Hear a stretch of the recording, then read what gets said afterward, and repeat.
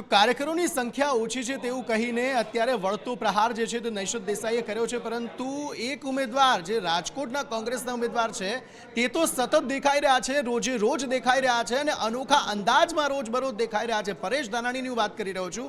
પરેશ ધાનાણી ક્યારેક શક્કરટેટી કાપી રહ્યા છે કાર્યકર્તાઓ માટે, ક્યાંક જલેબી તળી રહ્યા છે, ક્યાંક અલગ અલગ અનોખા પ્રચાર જે છે તે પરેશ ધાનાણી કરી રહ્યા છે। તેવામાં આજે વધુ એક નવો અંદાજ તેમનો જોવા મળ્યો। રાજકોટ કોંગ્રેસના ઉમેદવાર બળદગાડા પર નીકળ્યા પોતાની પાર્ટી અને પોતાના માટે પ્રચાર કરવા માટે। બળદગાડામાં બેસીને પ્રચાર માટે પરેશ ધાનાણી નીકળ્યા અને લોકોને અપીલ કરી કે તેમને વોટ આપે।